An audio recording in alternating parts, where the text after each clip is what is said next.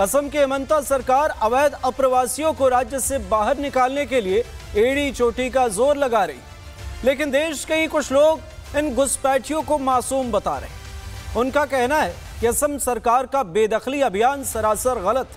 अब सवाल यह कि वो कौन लोग हैं जिन्हें न तो अपने देश की सुरक्षा की चिंता है और न ही संप्रभुता की।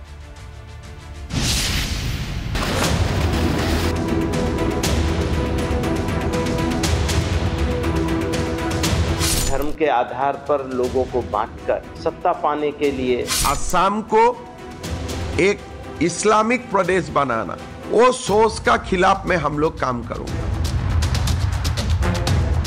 घुसपैठ वहीं होती है जहां पहरा नहीं होता, लेकिन जब पहरा कड़ा हो जाता है, घुसपैठियों को रोकने के लिए दीवारें ऊंची कर दी जाती हैं, कटीले तारों से घुसपैठियों को छलनी करने का इंतजाम कर दिया जाता है और सरकार अवैध अप्रवासियों के खिलाफ सख्ती बरतती है, तो कुछ लोग घुसपैठियों की हिमायत और सरकार की मुखालफत करने लगते हैं। ये लोग भूल जाते हैं कि वो सिर्फ सरकारों का विरोध नहीं कर रहे, बल्कि उस राष्ट्र का विरोध भी कर रहे हैं जिसकी मिट्टी से उनका अस्तित्व जुड़ा है।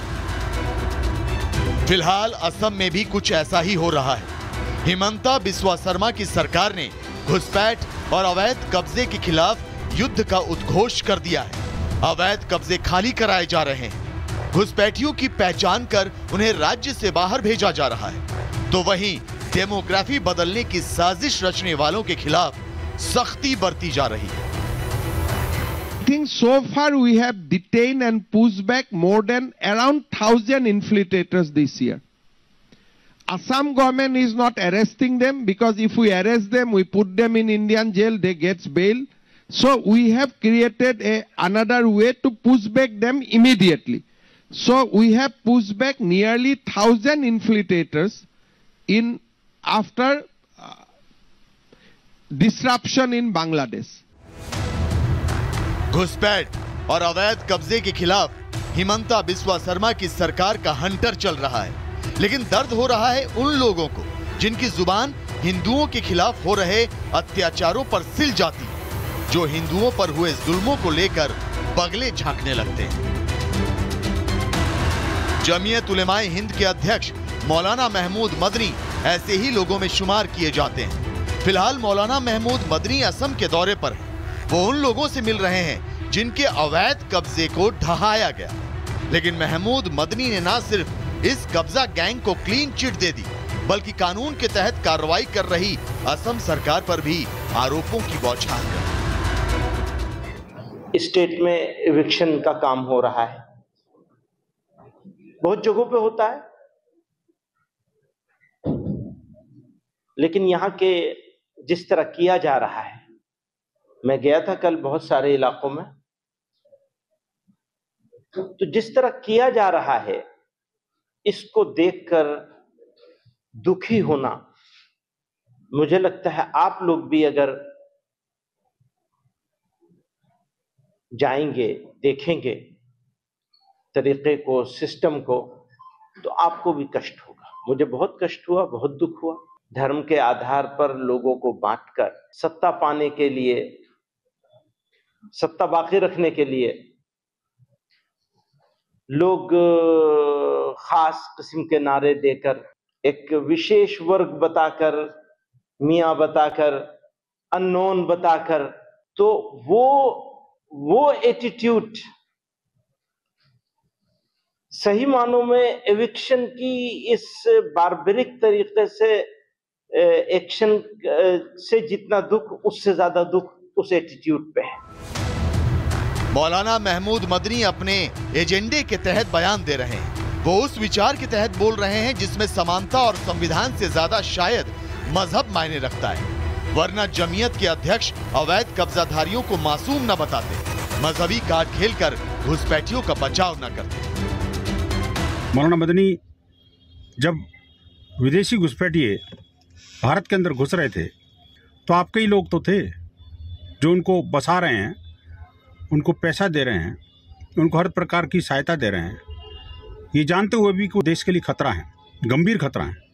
और अब जब सरकार कोई उन खतरों से देश को मुक्त करना चाहती है, तो ये मौलाना मदनी जो है बिलबिला जाते हैं और ये सुप्रीम कोर्ट की दुहाई देते हैं।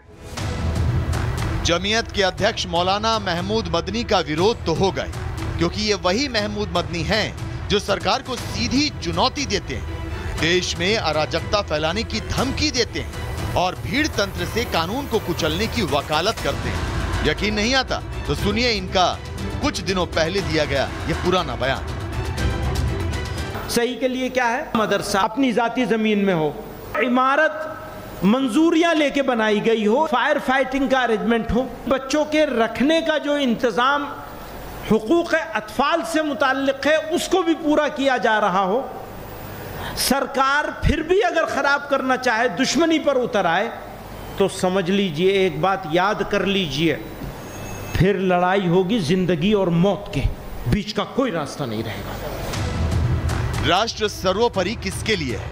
असम के मुख्यमंत्री हिमंता बिस्वा शर्मा के लिए या फिर मौलाना महमूद मदनी के लिए? इसका जवाब तो जनता ही देगी। लेकिन इस बात से इनकार नहीं किया जा सकता कि जिस असम को लेकर मौलाना महमूद मदनी एजेंडे वाले आंसू बहा रहे हैं, दर हकीकत तो ये है कि उसी असम की डेमोग्राफी तेजी से बदल रही है। हिंदुओं की संख्या घट रही है, हिंदू बहुल इलाकों में अवैध अप्रवासियों का कब्जा होता जा रहा है।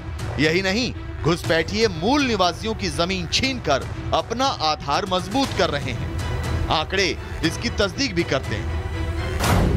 असम में लगभग 29 लाख बीघा जमीन पर बांग्लादेशी घुसपैठियों और संदिग्ध नागरिकों का कब्जा है। लेकिन 2021 में बीजेपी सरकार आने के बाद जमीन खाली करने का अभियान चलाया गया। हिमंता सरकार ने बेदखली अभियान के तहत 4 वर्षों में 1.29 लाख बीघा जमीन कब्जा मुक्त कराई। इसी साल जुलाई में गोलपाड़ा जिले में पैकन रिजर्व फॉरेस्ट में बेदखली अभियान चलाया गया। यहाँ 140 हेक्टेयर वन भूमि पर अधिकतर बांग्लादेशी मुस्लिमों का अवैध कब्जा था, लेकिन 36 बुलडोजर के साथ करीब 2700 अवैध इमारतें गिरा दी। हमारा लंबा एजेंडा है मदानी का खिलाफ। मदानी मतलब मदानी का खिलाफ नहीं, मदानी का सोच का खिलाफ। मदानी तो ठीक है, वो आज है कल नहीं है, मैं आज हूं कल नहीं हूं, लेकिन जो सोच है कि असम को एक इस्लामिक प्रदेश बनाना, फंडामेंटलिस्ट इस्लामिक प्रदेश बनाना, वो सोच का खिलाफ में हम लोग काम करूंगा। नॉर्थ ईस्ट में असम, त्रिपुरा और मेघालय के बांग्लादेशी बॉर्डर से सटे जंगल घुसपैठ का जरिया बन चुके हैं। साथ ही बांग्लादेश में शेख हसीना सरकार का तख्ता पलट होने के बाद वहां मौजूद आतंकी संगठन पाकिस्तानी खुफिया एजेंसी के इशारे पर बड़े हमलों को अंजाम देने की फिराक में भी हैं। हाल ही में मिले खुफिया इनपुट के बाद एनआईए भी हरकत में आ गई।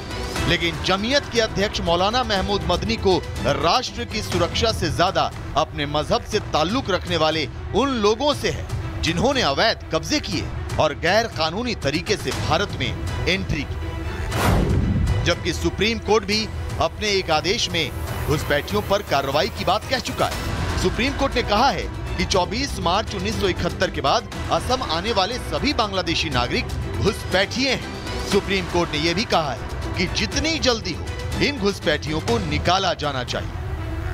यही नहीं, घुसपैठ के खिलाफ असम सरकार की सख्ती का ही नतीजा है कि 2024 से अब तक 450 से ज्यादा घुसपैठियों को वापस भेजा जा चुका है।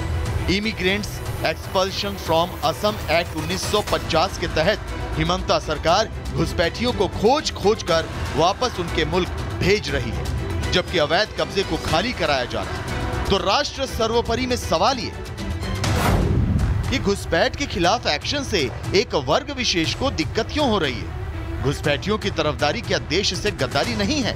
क्या घुसपैठ और अवैध कब्जा देश की सुरक्षा के लिए खतरा नहीं है?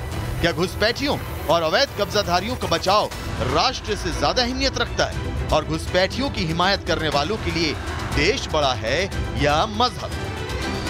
इन तमाम सवालों के जवाब हमें और आपको तलाशने होंगे, क्योंकि इन्हीं सवालों के जवाब में छिपा है हमारा, आपका और देश का भविष्य, देश की स्थिरता, शांति और संप्रभुता।